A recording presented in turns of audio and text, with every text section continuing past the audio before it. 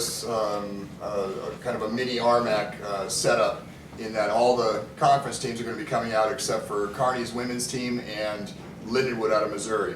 So with all the other teams coming, it's going to be a good preview for us to see what the rest of the conference really has right now. And the interesting part is most of those other teams will be rested for this meet and we will not be. So that'll be a good matchup for us to see how we go unrested versus them rested. Yeah, in the past we've had this right before the finals week. We shifted it around a couple weeks earlier I should say. Less pressure psychologically with finals and a big meet coming up. So I think that's a good thing. It's a little bit earlier, so we had to tweak the training just a little bit to be a little bit more prepared for this. But again, when you say by design, we learned to swim through these meets broken down and tired more than most of the other teams, and our payoff at the end of the season is greater. The ones that come to mind are kind of the usual suspects right now. Justin Hastings on the men's side, our returning big national kid. He's been lighting it up. This is his senior year, and he's going to really be going for it. He's going to make a statement. Kyle Johnston, Ryan Gifford, both coming up very strong.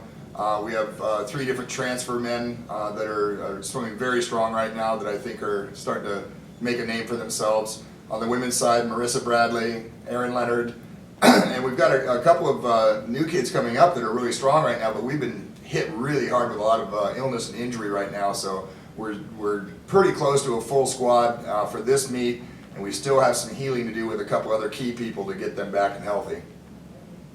Well, our sport is, very much like track. We can see things on paper about who's swimming fast right now in certain meets, but seeing them head to head is different.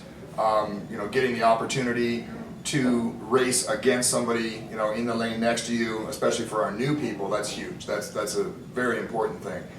Cal Baptist is by far the team that I would anticipate coming in here fully rested, shaved down, and they're going to have some very fast times. So that'll be our big matchup, I would say, is watching to see how we match up with Cal Baptist.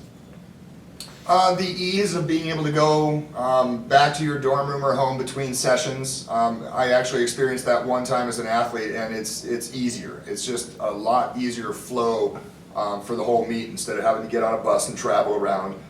So that in itself makes it easy. But as a coach, one of the very few downsides on that that I try to make sure that we discuss and talk about is getting a little bit complacent. Because whenever you travel, it's special, it's unique. You're going out to restaurants and things like that. So there's a different mindset when you're traveling versus staying at home. So there's an advantage of the ease and a niceness of being able to go to your home bed and things like that, but we need to make sure that we're up for the meet. When it comes to the tiredness of travel, yeah, that's an advantage for that. But a great example is if you watch our session today that we're going to do, I'm not backing off on them. Yes, I'm glad you asked that because you kind of nailed it. So with all of our illness and injuries, being able to go home and recoup for a little bit is going to be a good thing for most of them. The first year they were in here, they expected to come in and just roll over everybody. They know now that they can't do that. Their top end talent is incredible. And what our team is probably more focused on, and what I'm going to try to get them more focused on, is our middle ground people, our middle tier people. Those are the ones that are going to make or break us as far as a chance to win a conference championship. So they're the ones that really have to watch where they stack up with those other teams.